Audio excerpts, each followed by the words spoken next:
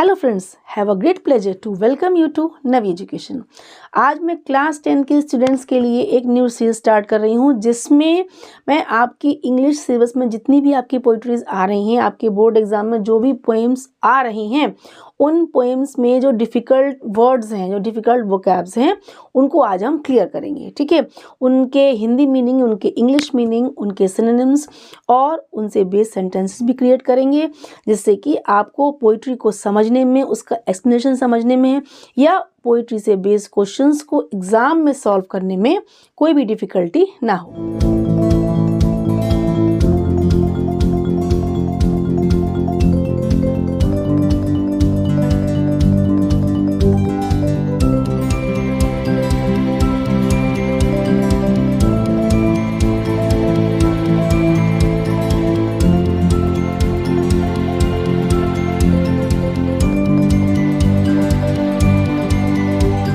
आपकी first poem है dust of snow by Robert Frost. Okay, अब डस्ट ऑफ स्नो में आपके ओनली 3 वर्ड्स ऐसे हैं जिनको क्लियर करना कंपलसरी है। ठीक है, इन 3 वर्ड्स को ही अगर मैं क्लियर कर दूंगी तो आपको पोइट्री पूरी समझ में आ जाएगी, और इस पोइट्री से बेस्ड आपकी समरी, एमसीक्यूज, पोइट्री डिवाइसेस की पूरी वीडियोस पहले ही मेरे चैनल पे अपलोडेड है। ओके, फर्स्ट देखते हैं शुक, सेकंड है र्यूड और थर्ड है hemlock tree. Okay, first word है शुक। ओके, अब शुक वर्ड का मीनिंग है हिलाया, हिलाया यानी मूव किया। अब शुक क्या है? Past form of shake, shake verb का पास्ट टेंस है, पास्ट फॉर्म है शुक। ठीक है, शेक माने कोई चीज शेक करना, हिलाना, तो शेक का सेकंड फॉर्म यानी पास्ट फॉर्म क्या है? शुक। इसका मीन्स है हिलाया। अब इसका इंग्लिश मीनिंग देखिए, टू मूव समथिंग और समवन, किसी चीज को या किसी व्यक्ति को, किसी को भी मूव करना, हिलाना, शेक करना। सेकंड है मॉडर्न स्लैंग के रूप में इसका यूज होता है टू बी शॉक्ड, सरप्राइज या डिस्टर्ब्ड। शॉक हो जाना, सरप्राइज हो जाना या डिस्टर्ब हो जाना। ठीक है, यही इसके सिनोनिम्स भी हैं। देखिए, शुक का आप अगर सिनोनिम पूछेंगे तो क्या होगा? Moved, shocked, surprise, disturbed. तो ये सारे इसके सिनोनिम्स भी हैं और यही इसके एज अ मीनिंग भी यूज होते हैं। अब देखिए, इस वर्ड से हम सेंटेंस बनाते हैं। The crow shook the branches and dust of snow fell down.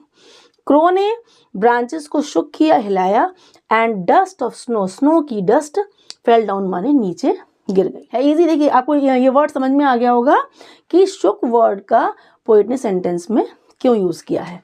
Second है आपका र्यूड। र्यूड वर्ड का मीनिंग है अफसोस करना, पछतावा करना या खेद महसूस करना। ठीक है, अब इसका इंग्लिश मीनिंग क्या है? फील रिग्रेट या रिमोर्स फॉर। रिग्रेट, रिमोर्स क्या होता है? बहुत ज़्यादा अफसोस महसूस करना, रिग्रेटफुल होना। ठीक है, यानी पछतावा करना। यही इसके आपके र्यूड के क्या है? सिनोनिम्स हैं। रिग्रेटेड, रिमोर्स्ड, ये इसके क्या है? सिनोनिम्स हैं। नेक्स्ट हम देखते हैं इसका सेंटेंस हम कैसे बनाएंगे। I refuse to go on school trip but after some time I rued my decision. मैंने स्कूल ट्रिप पे जाने से रिफ्यूज कर दिया, मना कर दिया, लेकिन आफ्टर सम टाइम, कुछ टाइम के बाद, आई र्यूड माई डिसीजन, मुझे अपने निर्णय पर, अपने डिसीजन पर, र्यूड माने पछतावा हुआ। बिल्कुल देखिए, एकदम एग्जैक्ट सेंस आ गया, मीनिंग आ गया और बिल्कुल क्लियर हो गया कि र्यूड का मीन्स क्या है? Regretted, to feel regret. ठीक है, यानी बहुत ज़्यादा अफसोस महसूस करना, पछतावा महसूस करना। थर्ड आपका जो इम्पोर्टेंट वर्ड है वो है हेमलॉक ट्री। अब आप ये नहीं जानते होंगे कि हेमलॉक ट्री कौन सा ट्री है। हेमलॉक ट्री को इल ओमेन यानी बैड ओमेन या अपशकुन मानते हैं। ठीक है, यह एक जहरीला पॉइजनस पेड़ होता है, ट्री होता है। इसका हिंदी मीनिंग क्या है? एक जहरीला पेड़। ठीक, अब इसका इंग्लिश मीनिंग देखिए, a poisonous plant with white flowers.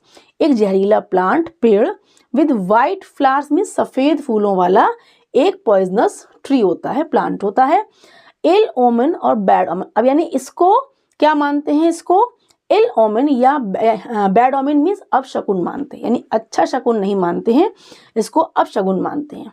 ठीक है, तो ये आपका इसका सेंस क्लियर हो गया आपको। अब देखिए इसका सेंटेंस बनाते हैं। The hemlock tree here represents sorrow and depression felt by poet Robert Frost. ये हेमलॉक ट्री जो है यहाँ रिप्रेजेंट कर रहा है सॉरो को या डिप्रेशन को, उनके दुख को, उनके पीड़ा को, उनके दर्द को felt by the poet Robert Frost, जो रॉबर्ट फ्रॉस्ट वहाँ बैठ के फील कर रहे थे, उसको ये हेमलॉक ट्री क्या कर रहा है, रिप्रेजेंट कर रहा है। सेकंड वोकैब्स देखते हैं हम लोग। आपकी सेकंड पोएम जो है फायर एंड आइस, और इसके पोइट कौन है, रॉबर्ट फ्रॉस्ट, यानी दोनों पोइट्रीज के आपके रॉबर्ट फ्रॉस्ट ही पोइट हैं। अब इसमें जो आपके इंपॉर्टेंट डिफिकल्ट वर्ड्स हैं वो 4 हैं, डिजायर, पैरिश, डिस्ट्रक्शन और सफाइस। इन चारों को मैंने क्लियर कर दिया तो आपको पोइट्री में एक्सप्रेशन करने में, मीनिंग देने में बहुत हेल्प मिलेगी। फर्स्ट है डिजायर। डिजायर मीन्स कोई इच्छा या strong wish, the feeling of wanting या विशिंग वेरी मच, यानी कोई चीज़ को बहुत ज़्यादा चाहना, कोई चीज़ को प्राप्त करने की इच्छा करना, that is called Dzire.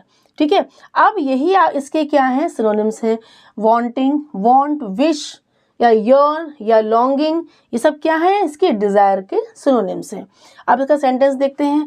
My father has no desire to purchase a new phone, मेरे फादर की कोई डिजायर, कोई इच्छा नहीं है कि वो नया फ़ोन खरीदे, यानी ये वर्ड तो क्लियर हो गया। सेकंड देखते हैं पैरिश। पैरिश मीन्स होता है नष्ट होना, गायब हो जाना, कोई चीज़ का मर जाना, ख़त्म हो जाना, डेड हो जाना। To decay, to die, to disappear, यानी कोई चीज़ का बिल्कुल ही ख़त्म हो जाना, नष्ट हो जाना। Decay, die, disappear, vanish, demise, ये सब क्या है, पैरिश के सिनोनिम्स भी हैं। The world would definitely perish due to fire and ice both, ये दुनिया निश्चित रूप से डेफिनेटली, पैरिश माने नष्ट हो जाएगी, due to fire and ice, यानी फायर और आइस दोनों से ही ये दुनिया एक दिन खत्म हो जाएगी। यानी ये आपके 2 वर्ड्स क्लियर हो गए। थर्ड देखते हैं डिस्ट्रक्शन। इट मीन्स विनाश, विध्वंस। ठीक है, डिमोलिशन, डिवास्टेशन, र्यून, ये आपके मीनिंग्स भी हैं और आपके सिनोनिम्स भी हैं।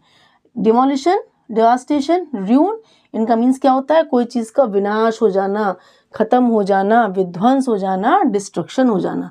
The destruction of ozone layer affects the environment, ozone layer का जो डिस्ट्रक्शन हो रहा है, जो विनाश हो रहा है, ये हमारे एनवायरनमेंट को अफेक्ट कर रहा है, प्रभावित कर रहा है। लास्ट आया सफाइस। सफाइस वर्ड बना है आपका सफिशिएंट से, इसका मीन्स है पर्याप्त होना या काफ़ी होना। ठीक है, इनफ होना, be enough, be sufficient, B adequate, यानी इनफ, सफिशिएंट और एडिक्वेट क्या है, ये आपके सफाइस के सिनोनिम्स हैं। कोई चीज़ का पर्याप्त होना, सफिशिएंट होना। 1 plate salad will suffice me for lunch, यानी 1 प्लेट सैलड लंच के लिए पर्याप्त होगा मेरे लिए। 1 example will suffice to illustrate the point, इस पॉइंट को क्लियर करने में, डिस्क्राइब करने में केवल 1 एग्जाम्पल ही सफिशिएंट होगा, पर्याप्त होगा। आई होप आपको बच्चों डस्ट ऑफ स्नो और फायर एंड आइस दोनों पोएम्स के इम्पॉर्टेंट वोकैब्स बिल्कुल क्लियर हो गए होंगे। अब आप जब एग्ज़ाम में एक्सप्लेनेशन करेंगे या किसी भी क्वेश्चन को सॉल्व करेंगे तो आपको ये डिफ़िकल्ट वर्ड्स आपको प्रॉब्लम क्रिएट नहीं करेंगे। So please keep watching, keep sharing, have a nice day, bye bye.